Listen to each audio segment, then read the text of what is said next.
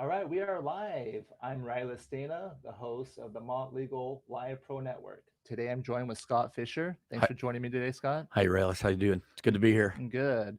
So on this show is where I'm going to be doing my networking live with professionals, hence the name, Live Pro Network. So the goal is to get to know people who I'm often asked if I have a referral in different spaces. I'm really excited about today's topic, options for senior living. Well, So well, thanks. I opened options in 2003. My background included I went to Arizona State University for my nursing degree. nice. I'm a Sun Devil Are too. you? Yeah. Go Devils. Yeah. In 1986, there were three of us, three men, in the nursing program at that time. So I graduated with That's a 63. different time. There's probably a lot of, don't you want to be a doctor? That's exactly. And like, why did you go to nursing school? When I switched my major, just to digress, I was in the College of Liberal Arts, and I was a health epidemiology major, health sciences major, and my advisor was like, "Why the blank would you want to be a nurse?" I'm like, "I don't know. I have a thing about helping people. I enjoy science.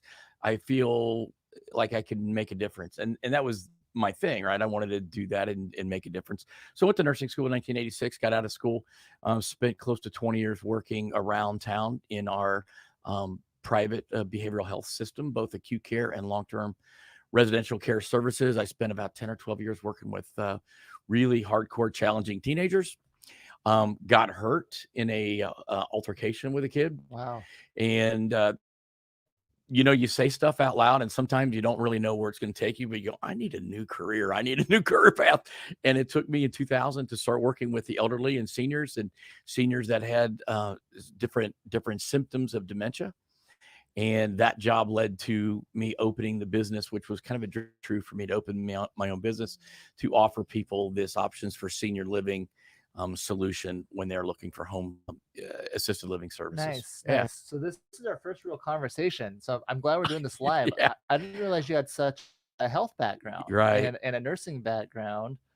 And my other thoughts with your intro, it's probably pretty similar, right? Some of the elderly to the children with It totally is, because as we get older, we act more and more like kids yeah, anyways. And it's funny. I thought it would be safer.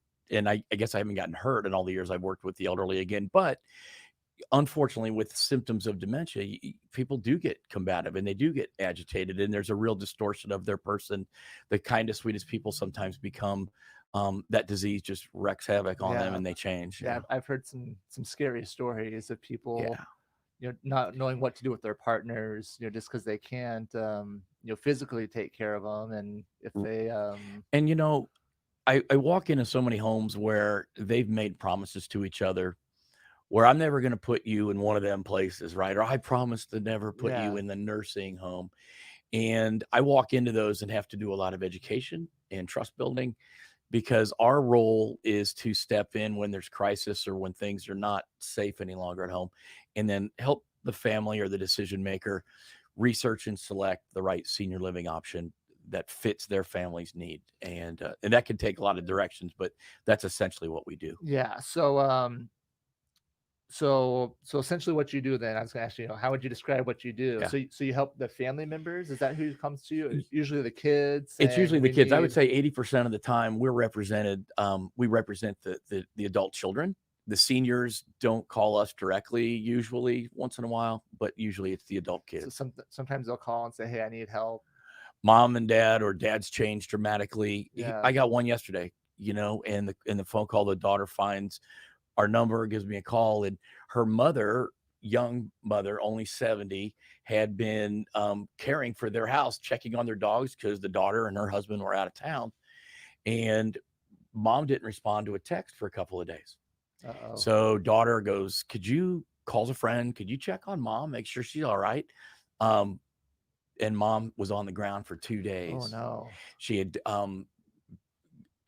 gotten the COVID virus. She totally wiped her out. And there she is unconscious, laying on the ground. Spends a couple weeks in intensive care. She's in Yeah. long-term rehab now. So this daughter's in panic and we get asked to step into that kind of a crisis situation. That's scary. So I can relate to that some. I broke my femur a few years ago. I was skateboarding and tried a new wheel setup. It didn't really work, but But anyway, I slipped back. Yeah. I lived in East Mesa, right down my street, Okay. kind of hilly, and I crashed. I was in the gutter. I tried to stand up and realized I couldn't, Oh, that femur's a horrible break. Yeah. and so I call. I was like, I've fallen and I can't get up. But it's just like that is like I'm just stuck. Yes. But luckily, I was able to reach someone Yeah. to come get me and take me to the hospital. My But and my mom moved here about 6 years ago from Ohio, and she's in her late 70s, has health issues and things, lives in an over 55 apartment complex, not really what we would call senior living yeah, yet, but we've had to go to this past year because she's had some falls. And one of the impacts of COVID for her was that by the shut in and the lockdown, she wasn't walking as often down to the clubhouse was closed. So her and her friends weren't playing cards. They weren't going to lunch. They going to coffee, right? So she's not walking. yeah, Well, that's how she keeps her balance and her strength is getting up and walking 6, 8 times a day. So she wasn't doing that. Well, now she has some falls at the apartment. Right. And yeah, I was over to pick her up one day and I had to let myself in and help her get it off the floor. So we just had to go to one of those electronic devices that detects when she falls, or she can hit the button and it'll talk to her and all that kind of yeah. stuff, just to keep her safe because of the reality of her changing condition. Yeah, Yeah. that's good. So I wanted to ask, what should people do for their parents? Right. So I am, in estate planning, I get kind of the same thing, but a little bit different. Right. Or I guess my tools. So here's what I had the other day. Someone called and said, "Hey, I'm worried about dad. He's getting scammed on the phone. Mm-hmm. He got a text. He thought it was Apple, and his account was in danger. So he had to send $2,000 of Google Play cards." He's like, I totally know the scam. Yeah. but his dad had Parkinson's, Okay. stage 4 Parkinson's, and so he said, he's just nervous about people being able to take advantage of him. Right. So on the financial end, that's one of their story. I think it's easy compared to what you do, because I Well, say, my mom was a victim. Very same thing. The IRS was calling, and the sheriff was coming to her house immediately and demanded. And so I have it set up on her phone, on my phone, where she does Uber. She doesn't drive any longer. So these she does do Uber. Some people are does it. nervous. That's awesome. No, Your she mom does. does Uber. She does Uber, and I start getting these little short $3 trips. I'm like, where's she going for $3? Right? Yeah. Well, she ran over to Fry's and bought a bunch of iTunes gift cards, whatever they told her, Oh, and scratched off the numbers, read them to them, and they took off with their $500.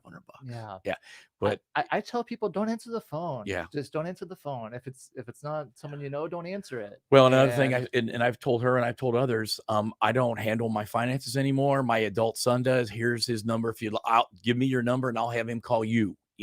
that's great. And that way she just gets off the phone with these people, and it doesn't subject to any more, I don't know, crime. That's a good, easy strategy to tell people. Yeah. Just a way, give them a way out. Yeah. It's a different generation, where, my generation, my kids, they never talk on the phone. My kids, they never answer the phone when I call, when anyone calls, they're Right. But the older generation, they feel like, out of respect, if something's answering, if it's ringing, you People's answer at our it. door, we answer. I grew up in a small neighborhood outside of Cincinnati, Ohio, before we moved out here 40 whatever years ago. But the neighborhood was safe. Our neighbors were safe. You know what I mean? It's just a different world we live in now. Yeah, it's kind of sad that we have to yeah. tell people that. Oh, yeah. Don't talk to strangers. Don't answer your door. Right. Right. Yeah, but on the financial end, Yeah. So you tell people, have them say that their adult son or someone else manages it. Right. Legally, that's what we do as well. We can shift the Right. assets and the control by a trust, Yep. and then appoint the kids as a trustee. Right. So that way they can watch over everything. Right. And then usually I like to keep at least one small checking account, so they don't feel restricted. So they don't Right. have to go ask for money. But they have some access and have some control over their. Yeah. Yeah. But never enough at one time where Big damage could be done. Yeah. So I think you asked me the question, what do I guide or help people with? And when they first encounter me, I'll just tell them this is exactly what I had my mom do when she moved here from out of state. We saw an elder law attorney. We redid all of her direct advanced directives. We redid just all of that, the powers of attorney because where she had them in Ohio and back in Nebraska, Arizona has some very unique laws, particularly the mental Yeah. health power of attorney. Yeah. So I wanted my mom to have all that done. That's great advice too. That's the best thing you can do. See an elder law attorney. So although I practice estate planning, Right. I don't do elder law anymore. And there's attorneys that have that particular certification, and that is a huge part of their business where they just work with families. Yeah. So Yeah. there's a couple I work with that I recommend people need that specific planning because yeah, it can make a big difference if you have some time on your side. Yeah. Sometimes you can make some calculated gifts into trust and wait, And 5 years. they'll know, right, and they'll know how to guide you through that, so that if you are one day going to be needing public benefits, that you haven't done it too soon or prematurely where it would cause you penalty and things like that. So Yeah. they stay up on all that, changing Medicaid law and all So that. that's good to hear. That's one of your first things. Yeah. Like go look, because we get a call a lot where people will say, "Hey, my mom's gonna give the house to me. Is that a good idea?" Yeah. It's like, Maybe. depends. That's always the attorney Maybe. answer. Right. Like, Yeah.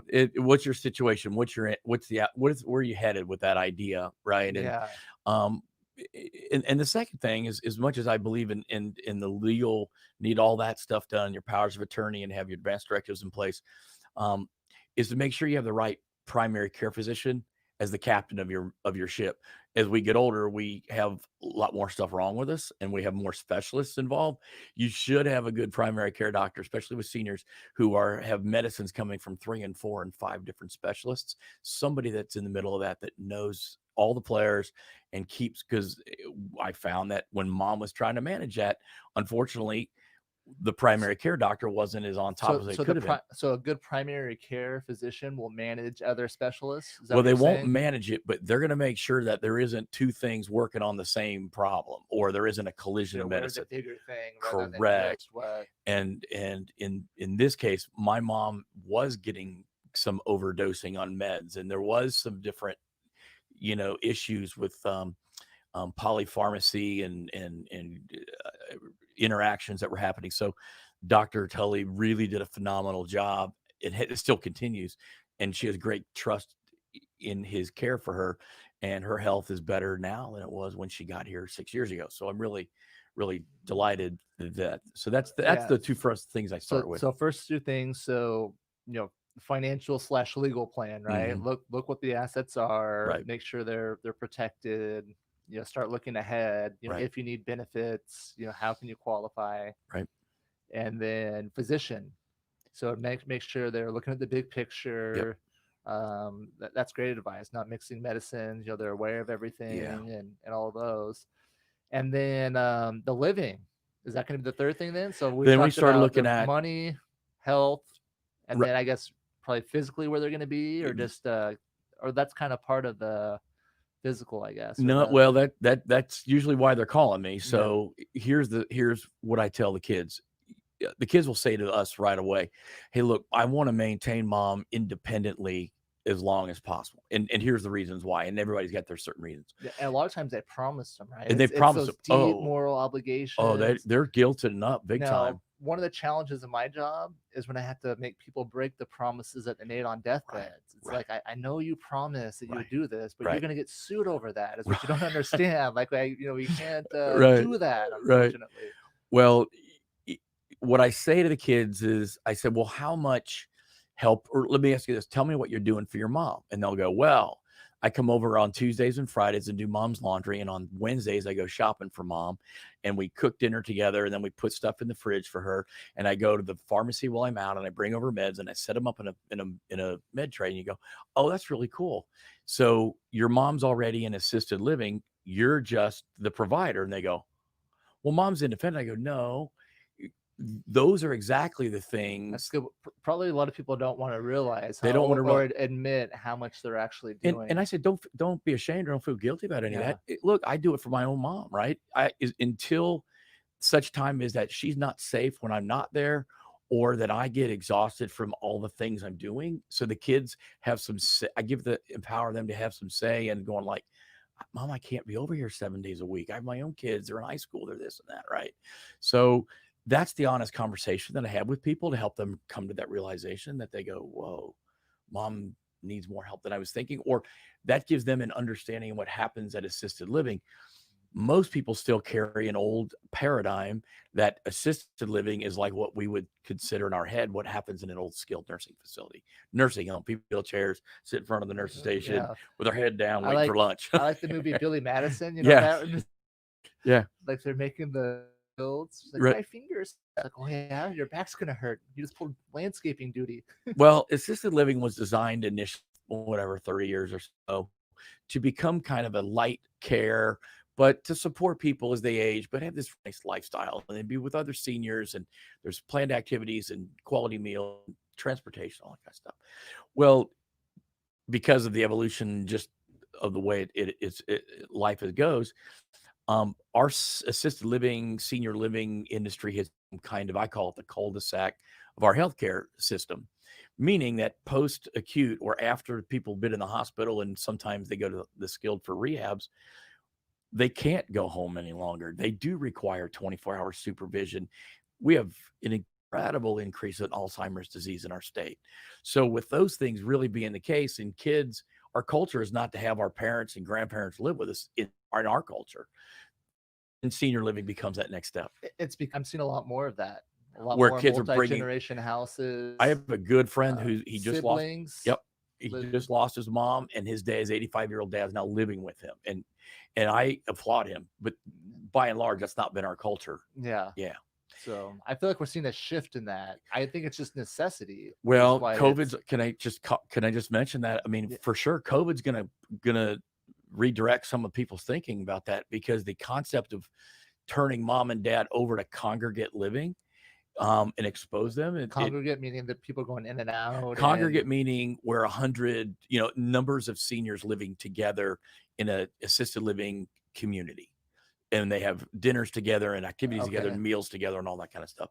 So I would have a hard time letting my mom go to senior living right now, given that we're still in the pandemic. So as long as I can keep her in her own place or keep her with me, I want to protect her. And I think other families are going to feel the same way.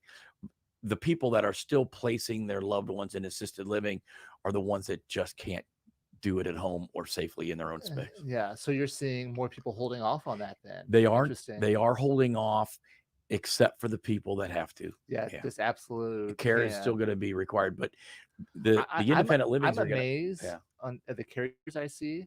Like, shout out to the caregivers, for parents, spouses, whatever it is. Oh my gosh, what people will do and devote their lives. Yeah. The pandemic has changed the paradigm for sure, but even the people that are currently working as professional caregivers, nurses, frontline folks, they have my utmost respect. I was a nurse. I worked inside, licensed facilities. So to see the strain and stress that those guys are under every day to keep that building and those residents protected from the outside virus. Yeah. Amen to that. Yeah. So we probably have similar conversations where people just kind of on their last leg, huh? Where it's like I'm hearing what people are doing. It's like, wow, how have you done that long? Yeah. Like, how have you and my wife works for a senior living provider in town, and she's the director of sales for a couple of different facilities. So she is constantly in and out of these environments, but she's got to be and she's super worn out, like exhausted from the idea that the stress is that she could be the vector bringing the virus into the environment. So to double wash and always have her mask on and always do the things that we know, to distance from everybody. It's a strain that everybody, it's just the byproduct of what's going on. Yeah. So people, they need help. They need to place their parents or loved one. Then what does that look like? They reach out to you, attorney, physician. We go through the process with them. And then once we identify, okay, this is the direction we want to go, we conduct our information gathering, our intake. Direction would be what, like you need assisted living? I think is there different levels? There's different kinds of assisted living. So we talk about, I know this is complicated. That's why I really appreciate the question, because this is the same conversation I had with, my client yesterday. So we could go a couple of different directions. Assisted living in Arizona looks like the large hotel style, corporately owned, There's some building. beautiful places. I think one was built by the Marriott, Yep. and it feels like you're in a resort. You are And in it's cruise ship living a lot of times, yeah, but you get your meals and transportation, and the care comes to your apartment, and they bring you your medicines, and that's one style. Arizona calls that an assisted living center. That's the legal term for it. 11 beds or more. That's the legal thing. We call it assisted living home, a private residence. So anybody in the neighborhood here could own and get a home license. They follow the same law as the big places, but they do it in a 10-bed or smaller home. And there's caregivers in the house 24/7. So there's different reasons why I would suggest or recommend homes versus centers or center versus home. just the type of person, the level of Their needs, level of those care, things. right? If they're a younger person with a lot more activity and interest, and their mobility is good, assisted living center, man, they got all kinds of things going on. If you are a higher care need person, bedbound person, maybe in the last 6 months of your life, and your family's just going, man, I can't do this anymore, maybe a small residential home with hands-on caregivers is the right direction. Yeah. Yeah. So we make that plan, and then pre-COVID, we act like a real estate agent. We go out and take you to the place and walk you through it and Yeah. ask the questions and represent you all the way through. Now that we have COVID, we have to we do some video tours, we Yeah. do FaceTime, we do some other things. That's great. I like the real estate comparison. Yeah. So how do you get paid? Is it similar to a real estate agent? We get paid directly from the facility or the providers. So the state of Arizona, what I do is completely unregulated, unlicensed, no oversight. It's a mess. And I can talk a little bit more about Yeah. what we've done as an industry to help protect families. But the state of Arizona has one law that says I have to give my family a written disclosure on how I get paid. They have to sign it, understand it, and then I have to give it to the provider in order for me to get Yeah. compensated. Yeah, you're providing a great service, because Right. what I tell people when they're looking for something like this, Yeah. there's a huge spread, right? There's a huge difference at the same cost a lot of times too. You could pay a lot for a crappy place, Yep. or find a really nice place for less. We have access to their Department of Health Services records, so we know what their service successes and failures are. We have experience. We have backstories that a lot of people don't know about. If they've had rotating directors and healthcare service workers and things like that. So I'm sure that's not a problem at all disclosing it, right? People are happy. They're to have your happy. help. Oh, for And sure. like, yeah, Yeah. whatever. Yeah. Because there had been a outcry for years that we were telling people as an industry, we're a free service. Well, we don't cost anything to the family, but my fees are paid by the facility, so we just had to clarify all that. And that was what the law was about. The facilities are very different. And in today's environment, we all go to the internet and Google stuff, right? We go, wow, I just saw one over here. And we look at, well, the internet is full of bad information. There are websites that you put in your information and now they own your information. It goes to other facilities. You don't that there's some loss of choice when that happens in some cases. And so as a local boots on the ground guy for almost 18 years, my team and I, we know the backstories. We've been in every place we've ever referred anybody to. We don't, when you use a website, they're just looking at a database on a website and telling you to go there. They don't know what the mix of residents is or what kind of food they serve, or you know what I mean? So Yeah. so our local knowledge, I think, gives us the opportunity to provide superior service to families, and at no charge deal for them. They really the feedback for us for years has been good. Yeah. Yeah, that is great. You touched on this a little bit, I think, but like, what are the bad services out there? What should people watch out for? Watch out. So we started an organization here in Phoenix in 2010 was our first meeting. We call ourselves the Professional Association of Senior Referral Specialists. It's a mouthful. We go by Passers. And after 8 years, Passers provided a framework for a national trade association now to represent our industry. And I'm on the national board of directors Nice for that. So you're one of these guys saying, let's be out in the open. Let's kind of regulate ourselves at least. Correct. Let's, And so we established in 2010 our first set of written best practices that agents should follow. And we got input from attorneys, we got input from senior living providers and other industries as well as our own to create these best practices that we would follow. Why? Because here's what they told me at the area agency when we were having problems. Agents would go up to the hospital and leave gift cards for the discharge planners, and the discharge planners would give them that business, and they would like it's a law. They're breaking the law by doing that. That's a problem At the discharge at the hospital. at the you're hospital. saying? So the they get guy that like me heads goes up, up. and goes, here's $250 gift card, and I've seen it done, and I know what Yeah. happens. And so then That's like they call attorneys ambulance chasers that sometimes. that's Or, right. Because I get paid by the facilities, not the families. There's a practice called churning, and I could very subtly move somebody in the first place, collect a fee, move them. 3 months later, suggest to the family a second move and a third move, and I would get 3 and 4 fees on the same person churning. Bad. Yeah. That's bad, right? Yeah. And so there's a series of these things that we ended up writing best practices about, and one was the disclosure. Always tell the family straight up how you get paid. That has now become law. We testified before the Senate Healthcare Committee a couple of years ago to get that law secured. So it's the first step into bringing more, I hope, control over us. When I started, there might have been 3 dozen of us agents in town 18 years ago. I'm sure there's hundreds of us now. Yeah. I feel like this is something not a lot of people know about. No. There's a huge need. It's just getting bigger and bigger in our country right now. Right. But it's a lot of people don't know what to do. So you're here in Arizona locally. Right. We have some viewers in California and other states.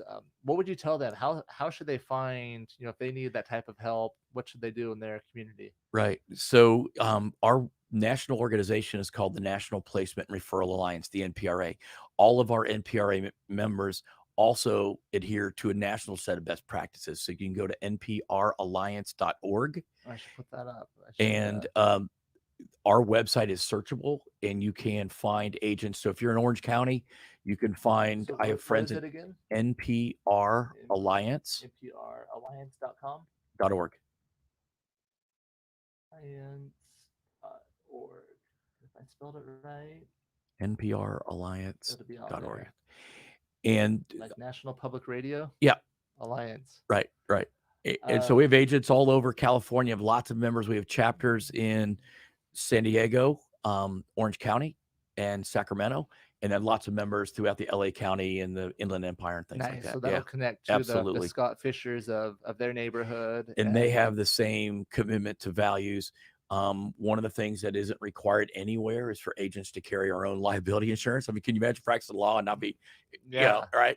I'm unlicensed and I'm uninsured, and so we all carry our own liability insurance. There's a lot of things to that protect families. Yeah, law's going to get wild in Arizona next year. Yeah. I don't know if you heard, not to get too far off topic, but they're allowing non-lawyers to own law firms starting next year. Come on. And they got rid of the rule about referral fees.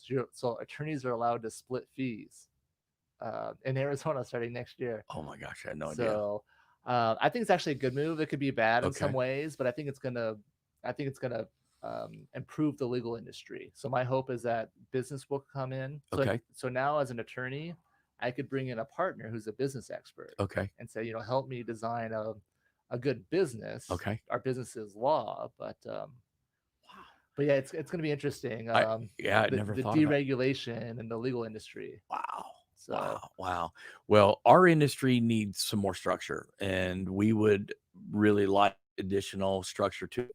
Our national organization worked on some legislation this year that was passed in the last 2 years in our Denver chapter. We're going to pursue some legislation in Texas next year, working on some things in California and here in Arizona again. So our intention is to not regulate for the sake of regulating, but it's consumer protection. It's consumer advocacy, really, because you're talking about families that are completely vulnerable. They're in crisis, and there's a lot of opportunity to be taken advantage of. Yeah, and there's a lot of bad stuff out there, right? Totally. Where people take advantage of people that they know are vulnerable. And you've heard horror stories where homes, people have moved into particular small homes or whatever, and they've turned over, here, you take care of me and I'll sign over my house to you, and you've had agents become payees for families. So a guy like me hooks up with a vulnerable senior. She has no family. Now I'm the payee for her world, and there's just we call those toenail painters is our technical term. Meaning you can make a living with a bottle of nail polish, go into a nursing home, start painting some nails. Where's your kids? I love you. I'm here. It's so dirty. Now let's go to the bank. Right, now let's go. It's so dirty. And unfortunately, there are sometimes some of that's inside families themselves, but often it's somebody predatory on the outside looking for that opportunity. Yeah. So yeah, It's just sickening. we're trying on the legal end to help flush that out as well. Right, So right. And one of the things we want to do at Options, not only do we provide, the services, and that's our bread and butter. That's how we make a living. But I've always wanted to be an education center. And I think, your podcast, this program is your effort to educate the world and the community. And then we do the same too. And so we've lined up some education programs, and even around COVID, we're trying to do them in a safe way where we can invite people to outside spaces, have important speakers come in, talk about fraud, talk about identity theft, just different things to help protect families from all the craziness that can happen. Yeah. So we were talking before this broadcast. I said we were talking about the isolated seniors. Yeah. And I said that's part of the reason we're here today. Right. That's what got me thinking. How can I reach out more or do I guess just present more information or give people the ability to connect. It's a huge to connect to the guys my age. I'm 57, and so we have parents that are just the next generation that we're dealing with. But there's still a lot of savvy and tech savvy seniors that have acquired tablets, and they can watch YouTube, and they do watch. My mom doesn't get any TV anymore. It's all streamed. There's my mom all converted to streaming TV. Yeah, and that's cool. Right. It's so cool. And so that's other families do the same thing. We're doing all virtual meetings now with our clients, mostly virtual. Yeah. So it's really fun. A lot of times it's people's very first video meeting. So I'm like, isn't this cool? Like it's like the Jetsons. It is the Jetsons. I thought so. Yeah, I remember watching the Jetsons as a kid going, could we ever really talk to each other on the phone like this or whatever? And 10 years ago, my youngest was in Nashville going to college. He was going through some stuff, and a phone call just wasn't enough. So we would start to Skype, right? And I was like, oh, this made all the difference, that I could see him and have a real conversation. Yeah. It makes so much difference. You can see reactions on video. When you ask, totally. When you ask a question, a lot of times the reaction will say, well, if everything you need to know. Well, if you have an 18-year-old kid, the appearance. Yeah, you have an 18-year-old kid that has a tendency to be more withdrawn, more internal anyways. At least I can see his eyes. He has to look back at me and answer my question. Because on a phone call, he could just be like, yeah, Dad, no big deal. And it really helped us engage, especially when he was going through some stuff. Yeah, before I would do a lot of phone calls, or people would want to do a phone call instead of in person. Mm-hmm. And I'd be like, if you guys knew how distracted I was on the phone, right. You want to meet in person, right? Like it's hard to pay attention. If you get bored on a conversation on the phone, it's easy to your email, other things. Yeah. I'm still here. Now that we do all these Zoom meetings, you can see when people have stuff to do, and they'll turn their video camera off for 2 minutes, and then they'll come back on to the meeting, and you see they're facing it. Yeah. Okay, so what is your favorite thing about what you do? Well, first and foremost is that when we can successfully help a family navigate and solve a problem, that's wonderful. But a step beyond that is that's what I thought it'd be. Obviously, that's got to be there. Well, it's that's your career. It sounds like caring for people is what when they call me and send me an email and go, oh my gosh, what you guys did for us was a lifesaver. You know what I mean? They have no idea.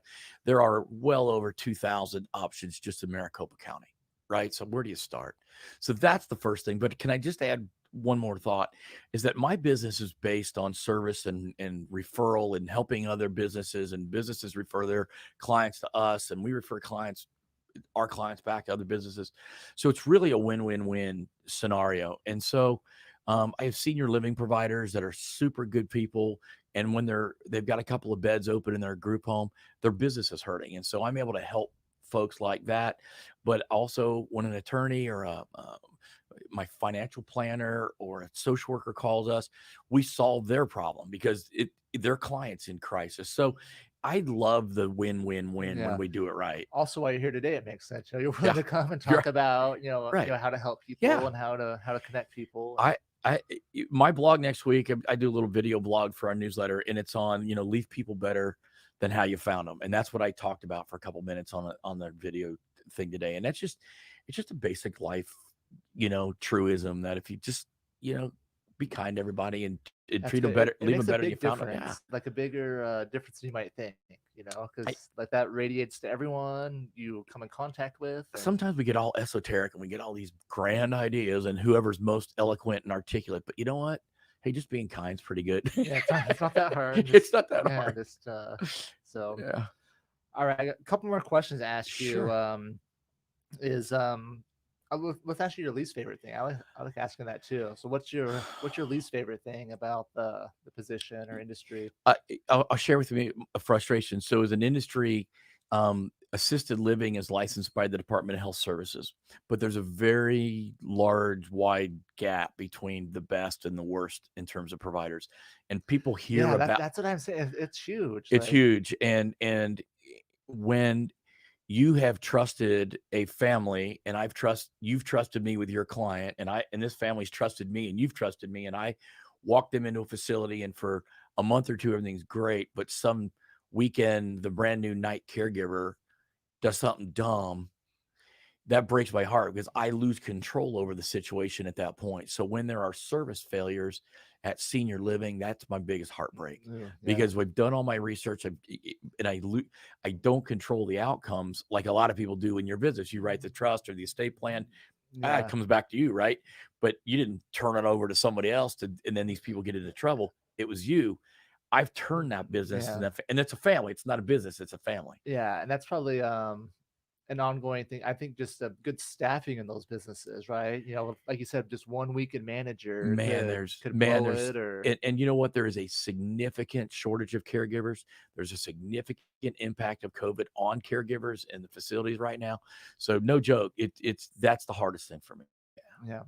So where do you see your industry in years? Well, um,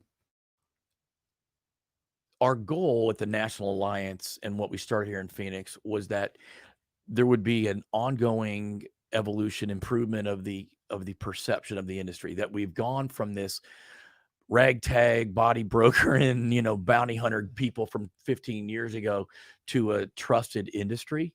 Yeah, And so part of my role with our National Alliance is to connect our industry to leaders in senior living, leaders in home care, leaders in at NALA, the National Academy of Elder Law Attorneys, so that other industries begin to recognize the profession of placement. We kicked off this year the first certification exam for people like us. So rather than oh all of nice. us to go get licensed, 100 of us now have the first national certification for placement and referral. I can't tell you how proud I am of that. And so 10 That's years awesome. So you're that organization developed that we and did. rolled out. And I'm gonna, likely, if all goes well, serve another couple of years on our national board to see this through further, to become a recognized profession to the other Yeah, professions and industries that are out there that touch families and yeah. seniors. Yeah, what I'm thinking of is like the realtors. They have a really Mhm. strong network, Yep. right? They Yep. really I like they'll advertise on on a national Right. level and help support that. I feel like next 10 years, I think realtors are dying and your industry is going to have more power, right? I Because people are they're the wanting when they're buying houses and that thing, it feels like they're wanting to do more on their own. But in placing for senior living, I don't think people know where to begin and how to navigate that. and we've recently we've worked with realtors for quite some time, and we've recently just connected to a large real estate team who has a whole part of the segment of their business is all directed towards families and seniors. Oh, So that's a good idea. I could yeah, see it as a good source of right, people finding out about you. right. Call a realtor who And then they say, well, we work with a great company that will help us. We'll take care of your real estate and work with options and their team to help us find the right senior living for your mom or whatever. And that's, so we look for those alliances, but it's really that emerging profession, Rilus, I'm working towards. And I would see us in 10 years having more, I guess, confidence in the industry. nice, Yeah. nice. So all right, final question today. I'd like to Okay. close out with, and this is I copied from my friend Raphael at CEO Pulse Podcast, Okay. and it's time machine style. So if you ran into your 18-year-old self, Okay. you had just a few minutes, what would you tell your 18-year-old self? Oh man. I think the answer for me would be trust myself sooner and step into my own business. I went to college, and all those experiences, all that healthcare stuff led me to where I was at 40 years old when I started the business. But at 25, at 20, didn't I've never been a very good employee because I don't take direction very well. I tend to be a little bossy, a little directive myself. So I would say trust myself, go into business sooner, learn from wise mentor type people, and if business is calling you, do it. And that's what I would tell myself. Yeah, yeah, Yeah. yeah. That's great advice. Yeah. So thanks for sharing. I love being able to talk to people, getting advice from all types of people, and hearing from their experience. So Well, I really appreciate the invitation and the opportunity to come be a part of the broadcast today. And thank you for having me. yeah, thank you. So we'll be in touch. Everyone, options for senior livings. Reach out to Scott and his team if you know anyone in the Arizona area that needs assistance placing a loved one. And then their numbers on the screen right now. And then the national website number. Or what's that national resource again? The NPRA website is www.npralliance.org. Okay. So that was up on the screen earlier. If you're out of Arizona, that's a good place to start. Great. So thanks everyone for tuning in. We'll see you in a couple weeks. Thank you.